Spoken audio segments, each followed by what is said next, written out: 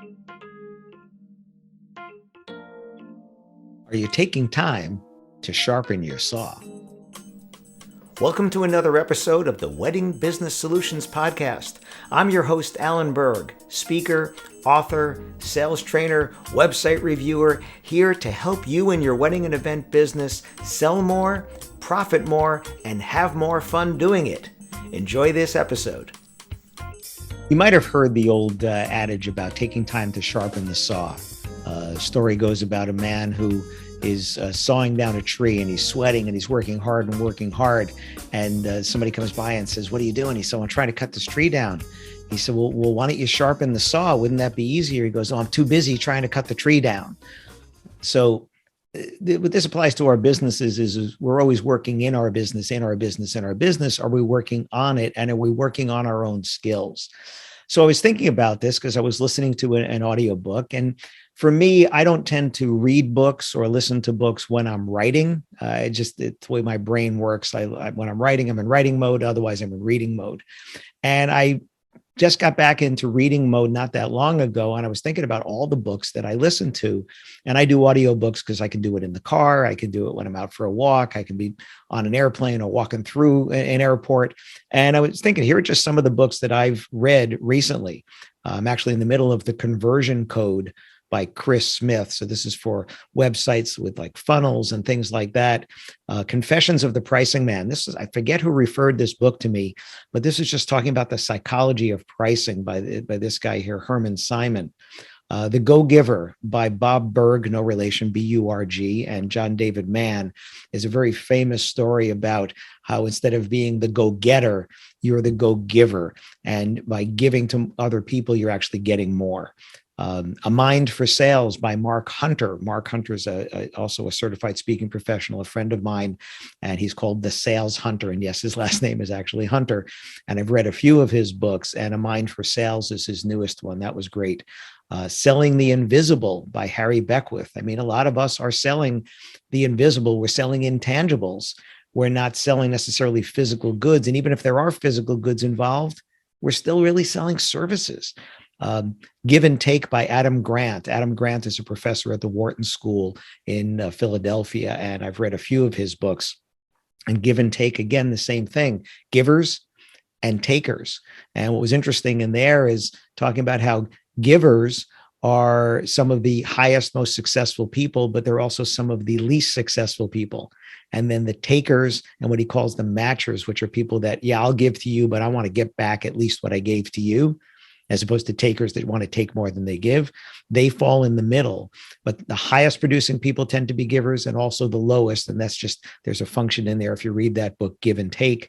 And then Dare to Lead by Brene Brown. I had not read any Brene Brown books, and I've heard so much about her.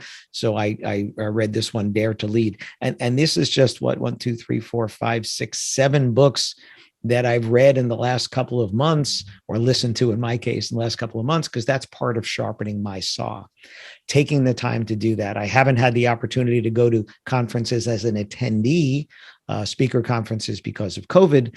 I'm starting that up again this year. I'm going to be going to speaker conferences again, all things fingers crossed, being well for traveling and all, but that's sharpening my saw. No matter how good you are at something, you don't know it all.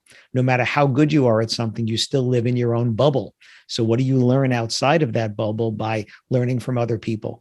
I get inspiration from outside of my industry. So from outside of speaking, I get inspiration for my speaking business, for my consulting business, for my training business. And I get ideas for you from outside the wedding and event industry, because I'll experience it as a consumer, or I'll see it or hear it somewhere, and that gives me that. But we have to get outside of our bubbles to do that. And that's part of the sharpening the saw.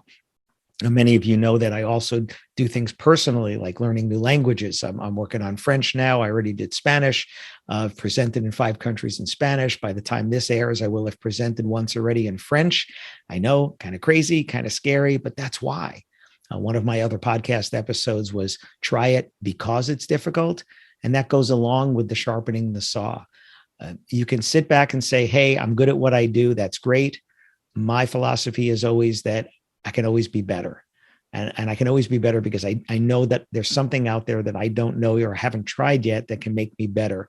So I always say that whatever speech I give, I want it to be the best I've ever given, but not the best I can ever give, because I want to know that I can be better every time. And it's the same thing for you. You know, every wedding you do should be the best you've ever done, but not the best you can ever do. Every event you do should be the best you've ever done, but not the best you can ever do. And if you're listening and you're not in the wedding and event business, everything that you do every day, just try to be the best you've ever been, but not the best you can ever be.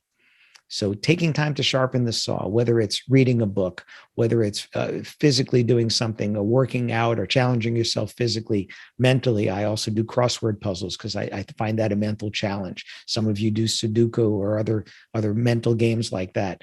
Whatever it is, challenge yourself, sharpen the saw, because that's what makes us better for the next person, for the next customer, for our families, and for ourselves.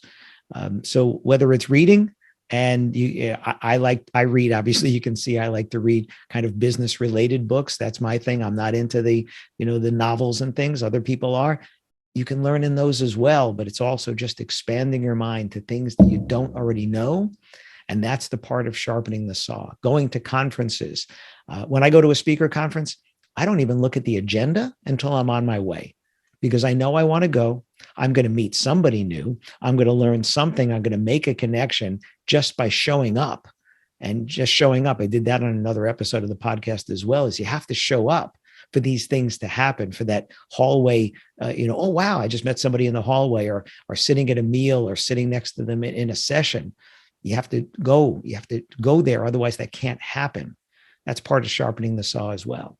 So what are you doing, or what are you planning or doing? Or maybe better yet, what opportunity came by and you turned it down just offhand, like, nope, not going to do that. And maybe you said, I don't want to invest the money. Well, I always get so much more back than I invest in dollars. And sometimes it's tangible in terms of business. Sometimes it's just a new connection that down the line at some point will benefit me, not necessarily financially, but personally as well. Just people that I've met. I have friends all over the country and all over the world now because showing up. So what are you going to do to sharpen the saw? What are you going to do the next time an opportunity comes? Are you going to go, no, I don't want to spend that money? Or are you going to say, you know what? Let me give it a shot. Let me see what I can get out of that. And then you'll know, should I do it again and again and again, or try other opportunities? Because if you don't show up, you don't know what's going to happen. So take some time, sharpen the saw, make yourself the best that you can be each time. And that's getting outside of your bubble and doing something new, doing something different, and just not working just in the day-to-day, but working on your business and on your life. I hope that helps. Thanks for tuning in to this episode of the Wedding Business Solutions Podcast. Full transcripts of this and every episode are available on my website at alanberg.com. And if you have any questions about anything in this episode or any of the episodes, or you'd like to make a suggestion for a future topic or a guest for one of my dialogue episodes, you can email me directly at alan@weddingbusinesssolutions.com. Please subscribe to this channel, post a review if your platform allows it, and if you don't get email updates of the latest episodes, as well as upcoming workshops and masterclasses that I have, you can join at connectwithalanberg.com. I look forward to seeing you on a future episode. Thanks.